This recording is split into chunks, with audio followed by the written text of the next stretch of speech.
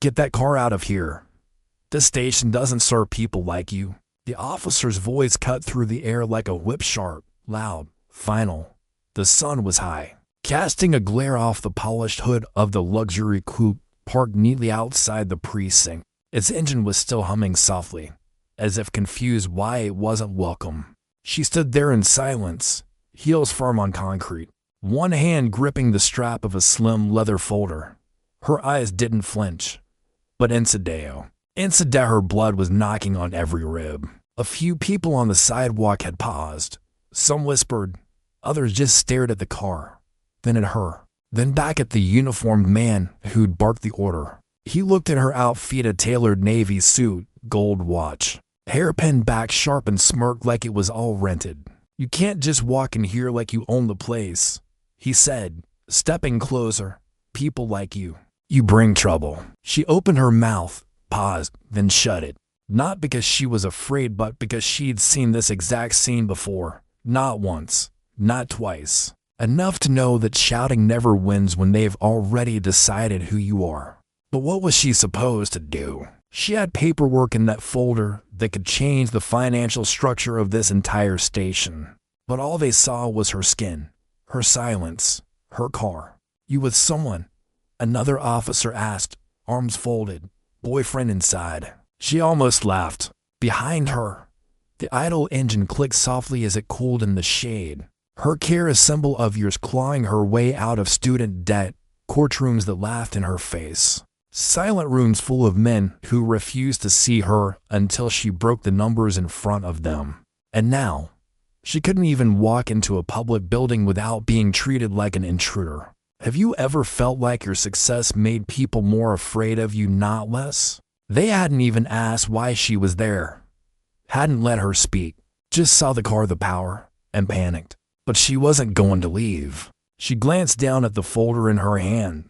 Inside it, authorization, federal, stamp, time-stamped, irrefutable. And she had every legal right to walk inside. But that wasn't even the worst part. Because next, I'll tell you what happened when she took her first step through the door, how one name flipped the entire room into silence. And yeah, what would you do if someone stopped you before you even spoke? Would you walk away or walk in anyway? She stepped forward, not fast, not angry, but with a kind of stillness that made the entire entrance fall quiet, like even her heels knew not to click too loud.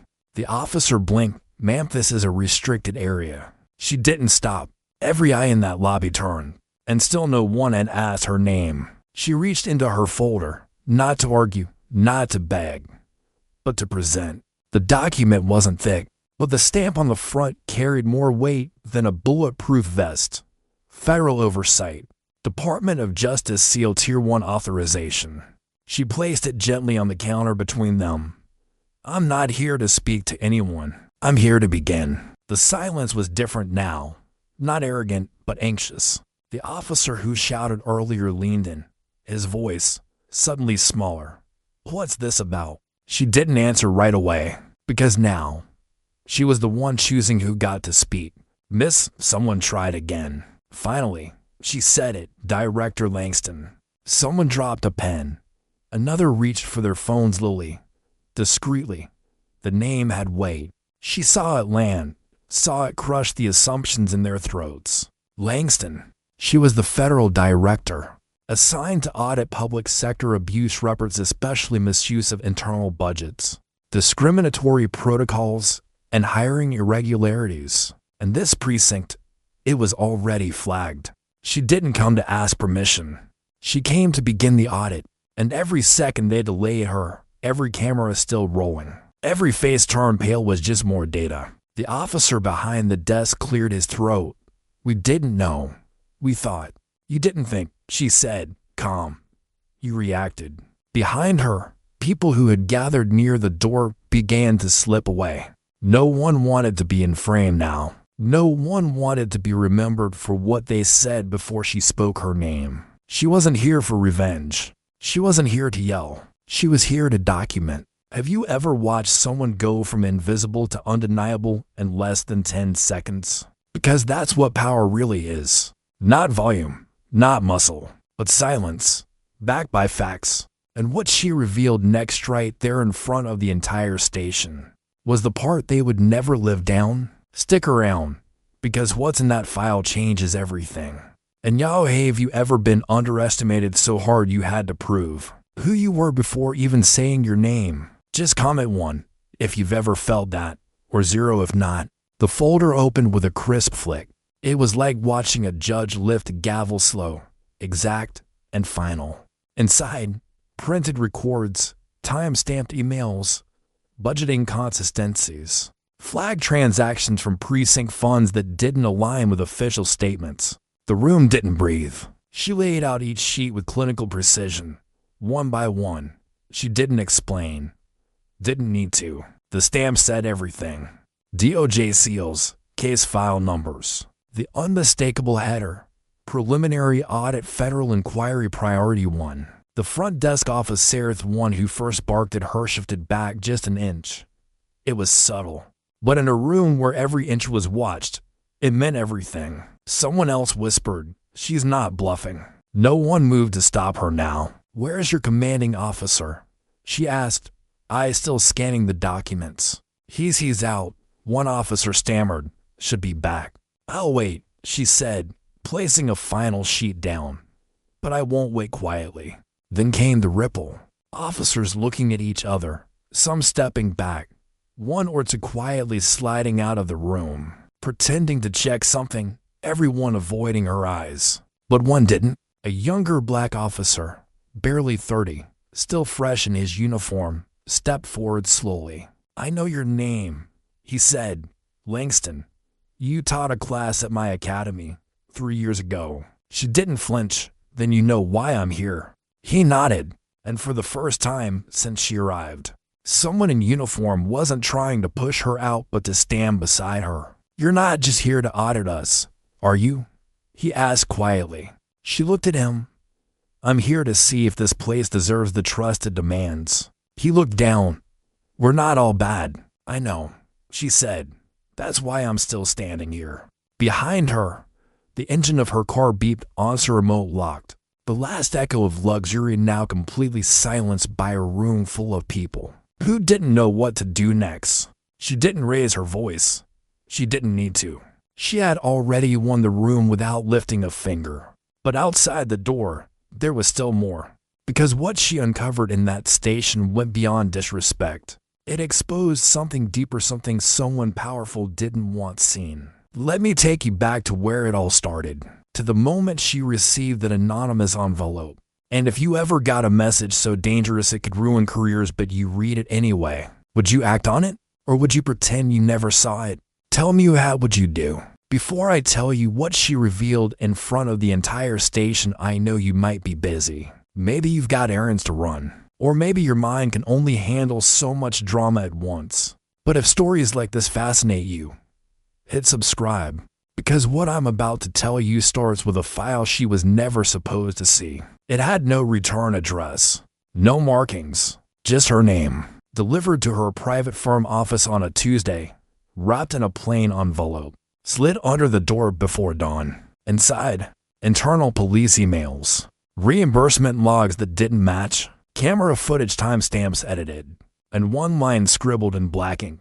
"If you don't read this, no one will." She stared at it for 20 minutes. Her firm specialized in federal compliance, government transparency, quiet investigations with loud consequences.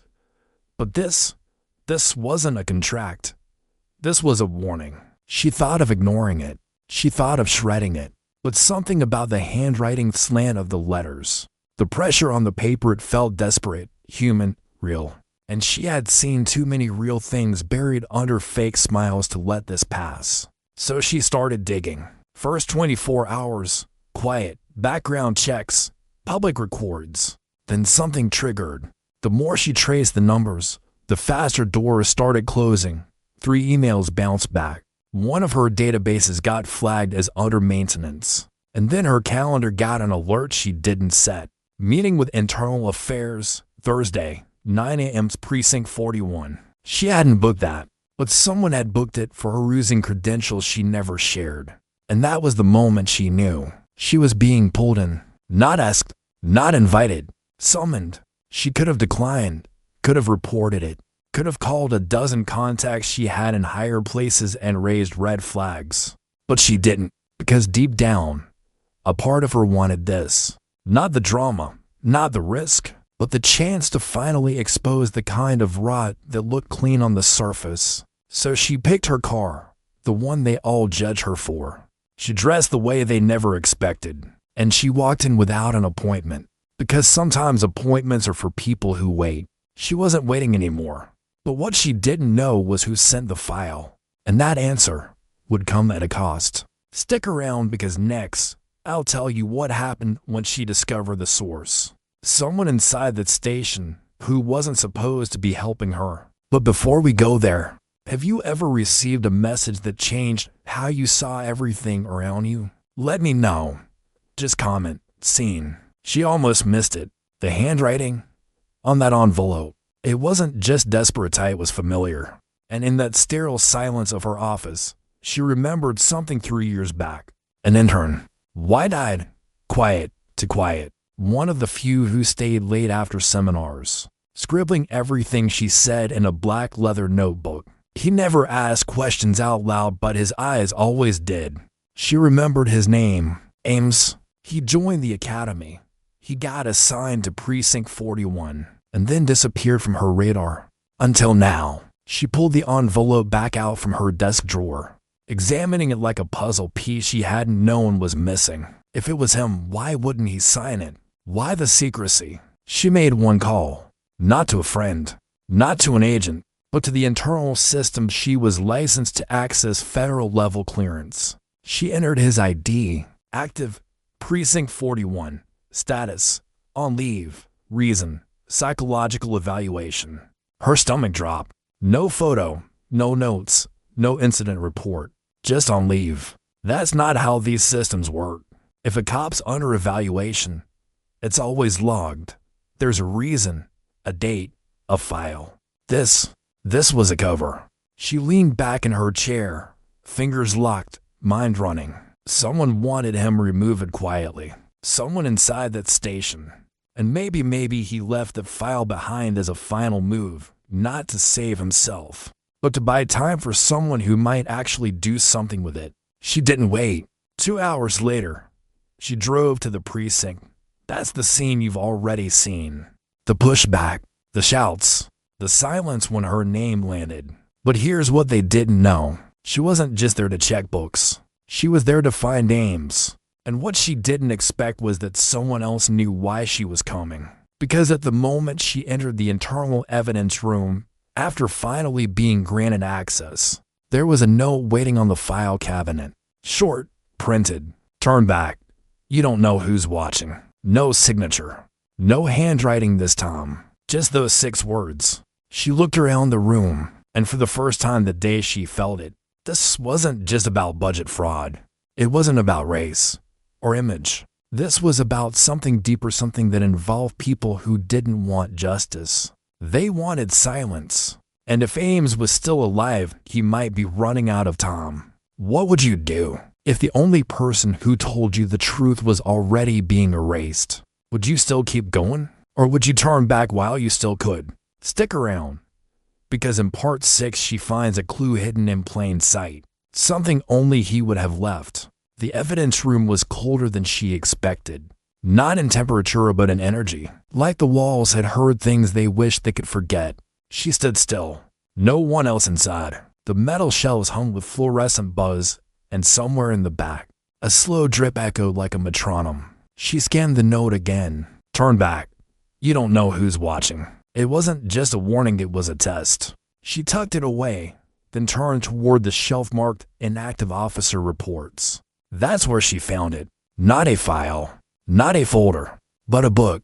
Black leather, edges worn, spine cracked. No barcode, no log sheet. Out of place, but deliberately so. She reached frightened the second her fingers touched the cover. She knew. Ames, the notebook, the one he always carried. She flipped it open. First page, blank. Second page, dates. Third, maps. Fourth, lists, badge numbers, shorthand notes. Codes she taught him to use when writing under surveillance. He'd been documenting everything. Silent abuse, falsified traffic reports, bribes disguised as community sponsorships. Officers clocking in but never patrolling. And then, halfway through the book, something different. A sketch. Crude, but precise. The layout of the precinct. But one hallway was shaded dark, with a note beside it, not on blueprint. Restricted access. Only 3 officers hold keys. Ask about the 4th. Her pulse kicked up. Ames had found something hidden. A room not listed in public building plans. And something told her it wasn't just a storage closet, but just as she snapped a photo of the page. Footsteps. She froze. Not heavy boots. Not dress shoes. Soft-soled. Controlled. Someone was walking slowly, right outside the evidence room door. She slid the book into her folder, closed it, turned. The knob twitched. She stepped behind the nearest metal shelf. Breath held. A key turned. The door opened halfway, and then stopped. Silence. She waited. 1 breath. 2. Then the door clicked shut again. She didn't move for a full minute, because whoever that was didn't say a word. Didn't ask if anyone was inside. They were checking. Watching. She was no longer just investigating the precinct. Now the precinct was watching her. But she wasn't leaving. Not yet. Because someone had gone to the trouble of hiding a room. And someone else had left a map. And she intended to find out exactly what was inside it. Stick around. Because in part 7, she finds the hallway Ames marked in the sketch. But what's behind that unlisted door? That's when everything gets dangerous. And if you found a hidden room inside a police station, would you walk away or open it? Tell me in 1 word, open or exit. She waited until the hallway was silent again. Then she moved. Not fast. Deliberate. Quiet. The kind of quiet that comes from knowing the wrong noise might cost more than just your presence. She walked the west corridor, first counting vents, door frames, junction boxes. Just like the sketch. 3 turns. Left, then a dead end. But there it was, a section of wall that looked normal at first.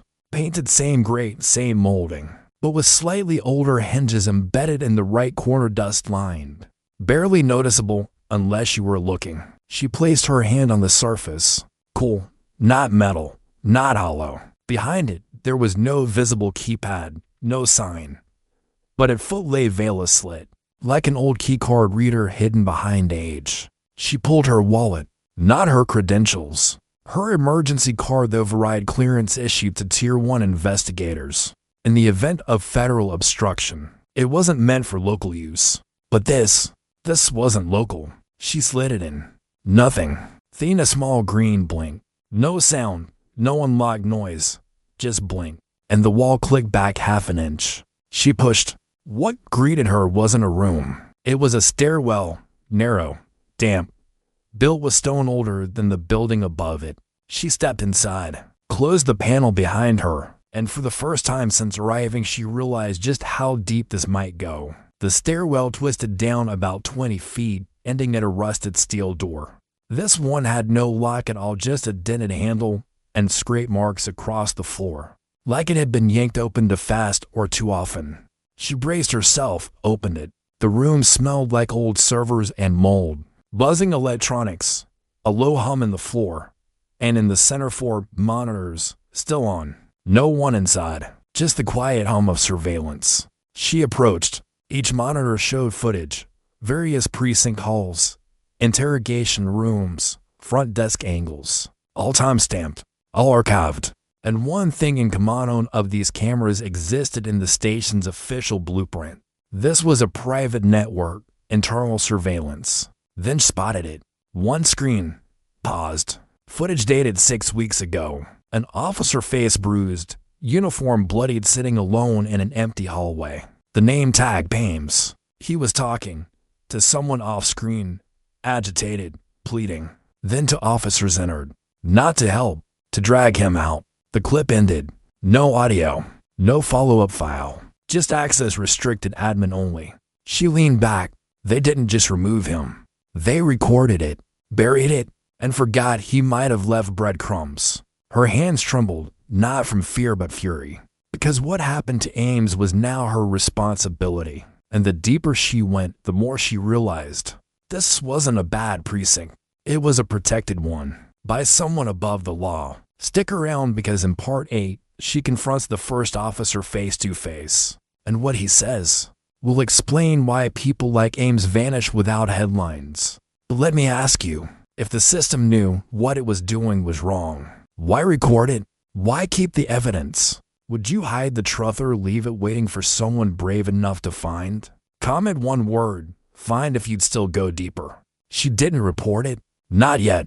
Because if she did, someone would pull the plug. And she wasn't done watching. She copied the footage to her encrypted drive, slid it deep into her jacket lining, then closed the steel door behind her like she'd never been there. But as she climbed the stairwell back into the precinct's quiet hallway, he was waiting. Sergeant Clay, mid-40s, sharp jaw, badge polished to clean. One of the two officers who dragged Ames in that footage. He was leaning against the wall like he belonged there. "You've been downstairs," he said, not a question. She didn't answer. He stepped forward, slow, heavy boots, calm face. "I know who you are. Langston, right? Federal audit, big name." He smiled, funny. "No one told me you'd be so thorough." Still, she said nothing. Because this wasn't a man looking for answers. This was a man watching your reaction for weakness. "You're digging in places that don't concern you," he added, voice lowering. "Places even I don't go anymore." That Parch noticed. Anymore? So he had been there. "Where's Officer Ames?" she asked. His eyes didn't twitch. "He's gone." "Gone where?" "Does it matter?" Clay asked. He was unstable. Shouldn't have been wearing a badge. She stepped closer. "Unstable people don't build surveillance networks or annotate audit trails in code." His smile faded, just for a second. "You've seen too much," he said finally. "No," she said. "I've seen just enough." He leaned in, voice now barely above a whisper. "There's a reason some things stay buried in this place. It's not about corruption.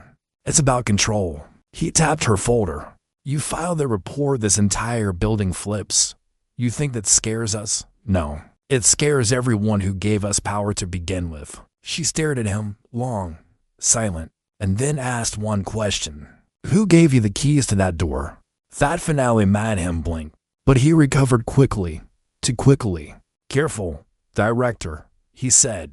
"There's places even federal clearance can't reach." He turned and walked off. No rush, no threat in posture. Because he knew something she didn't. And that made her more dangerous than ever.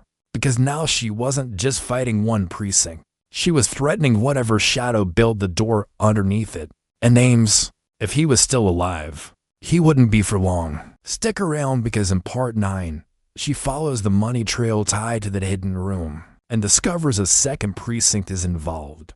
But before we go there, if someone told you control matters more than truth, would you still speak up? Or keep your head down like everyone else? Tell me up or down? It started with a single line. A budget log labeled equipment storage P41, transfer P38. Just numbers, no item codes, no description. But the amount? $500,000. And the day after Ames disappeared. She stared at it on the screen highlighted, glowing like a bruise. Transfers between precincts weren't uncommon, but undocumented ones, between the flag locations, that wasn't protocol. That was a pattern. She dove deeper. Using her clearance, she accessed both precincts' fiscal archives. Dozens of entries with similar language, asset reassignment, internal use, authorized discretion, but no receipts, no physical inventory, no chain of custody. It was all money moving like smoke. She printed 3 sheets, marked each one, circled badge numbers associated with the sign-offs. And that's when a second name appeared. Oh, Greer. Precinct 38, transferred 6 months ago, formerly partnered with Sergeant Clay. It all started to connect. Clay dragged Ames. Greer approved the post-incident budget shift. And the hidden room, built using funds that technically didn't exist. Langston sat back. This wasn't about one station. It was about the holes between them, the blank spots in the system. Someone had learned how to make the system forget itself. And Ames, he found the edge of that system. She called in a favor, quietly. One of her former students now working on the east side. "Get me eyes on Greer," she said. "Anything. Where he goes. Who he meets. Discreet." Then she did something risky. She entered the shift logs manually and found one line that made her pulse spike. Ames scheduled reentry review. Pending. Not deleted. Not archived. Pending. Which meant he might be alive. Somewhere. Stuck in limbo. Held off book. And if she was right, Precinct 38 wasn't just a second link in the chain. It might be where they kept him. She stood up, locked her files, and headed toward the chief officer's wing.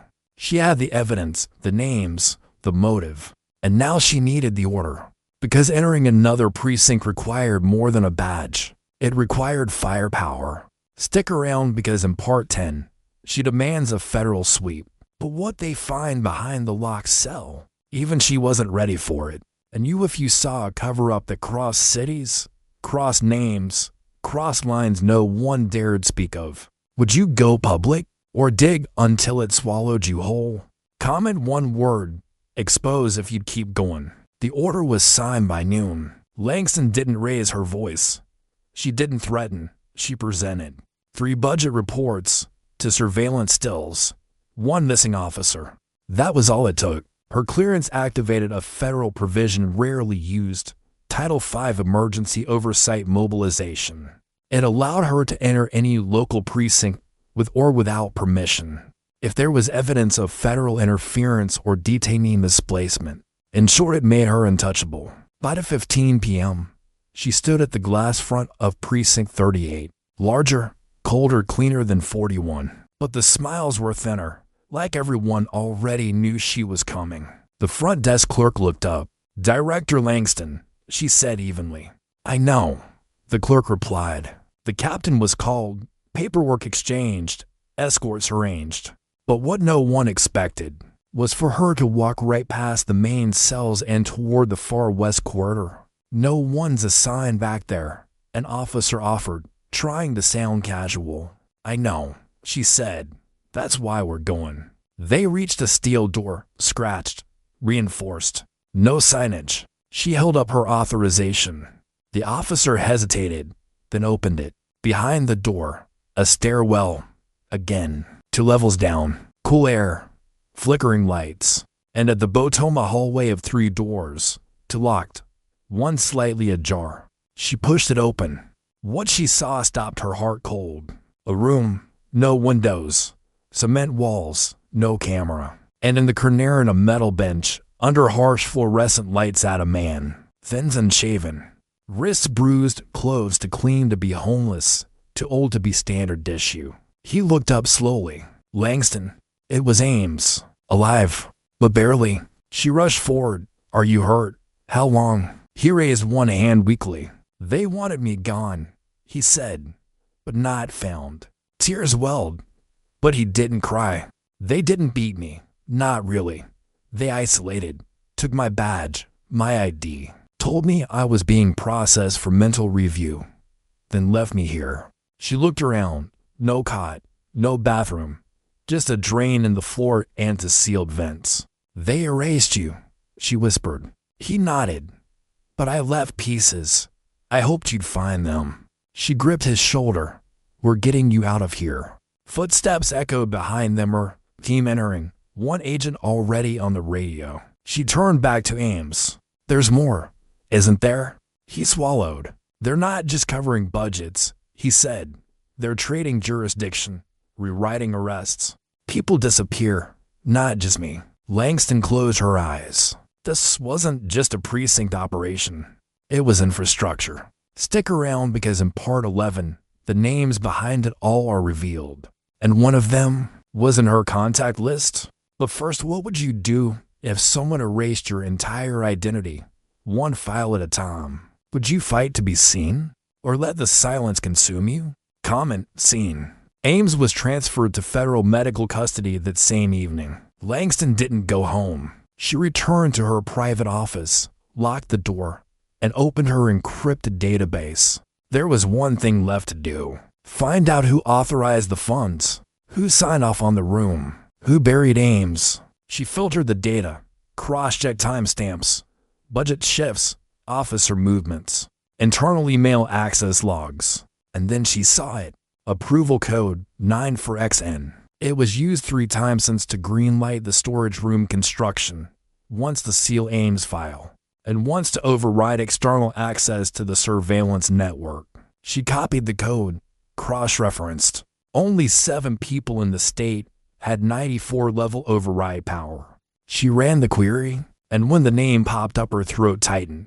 Director Jonathan Hale, her mentor, the man who first brought her into federal compliance, who once told her, "We keep the system honest, even when it doesn't want to be." He had taught her everything, and now he was the one turning the system on itself. She stared at the screen, the office suddenly colder, the lights too loud, her breath too sharp. It didn't make sense, until she remembered something. 6 months Aga asked her to decline an audit, subtle, offhand, said it wasn't a priority. She didn't question it. She was buried in other work. That audit, Precinct 38. She picked up her phone, dialed, no answer. Called again, straight to voicemail. She pulled up internal GPS logs. His government vehicle had been parked outside Precinct 38 just days before Ames disappeared. Her hands clenched. This wasn't neglect. It was orchestration. She printed everything, created 2 copies, one for federal filing, one for safekeeping. And as she slid the second copy into a sealed envelope, Asomi knocked. She turned. It wasn't staff. It was him. Director Hale standing in her doorway, calm, relaxed, no badge, just familiar. "Langston," he said, voice smooth, "we need to talk." She didn't answer, because no knew. Stick around, because in part 12, he closes the door behind him, and what he says could bring the entire department down. But you, if someone you trusted helped cover something this dark, would you confront them or pretend you never knew? Comment one word: confront. He closed the door behind him without asking. That alone told her everything. Langston didn't stand. She kept both hands flat on the desk, folders sealed in front of her. Her eyes never left his. "Funny," she said softly. "You never knock." Hale smiled, the kind of smile that once meant safety. Now, it felt rehearsed. "You've been busy," he said, glancing at the second monitor still aglow. "Digging places most wouldn't dare. You taught me to." He nodded. "I did." Silence, then stepped forward, not menacing, just calm. "Langston," he said, "there are things bigger than precincts, bigger than Ames. Things you don't have full context for yet." She didn't blink, then fill it in. He exhaled, looked almost sad. It was never supposed to be this way. Ames got curious, too fast, too loud. He didn't know how to stay invisible, and that justified locking him in a concrete room? No, Hale said. It justified protecting the system that holds the city together. Her voice hardened. By erasing people? He looked at her then as a colleague, not even as a mentor, but as a liability. "You think this city runs on perfect truths?" he asked. "It runs because people don't ask certain questions, because good officers keep messy things off the books." She slid the folder toward him. He didn't open it, just stared. "You file that," he said. "You'll trigger a chain reaction. Audits, indictments, uprisings. Do you want that on your name?" She leaned forward. "I want justice." His face didn't move. "I can protect you," he said. "I can make this disappear, give you full oversight of the next district project. Full team. Bigger budget, no red tape." She smiled, but not kindly. "You just offered me silence," she said, wrapped in power. He nodded once, like that was fair, then turned to leave. His last words? "You've got 24 hours. After that we stop playing nice." The door closed behind him. Langston sat still, breathing, thinking, then reached for the second folder, the one with the evidence, and slowly opened a secure connection.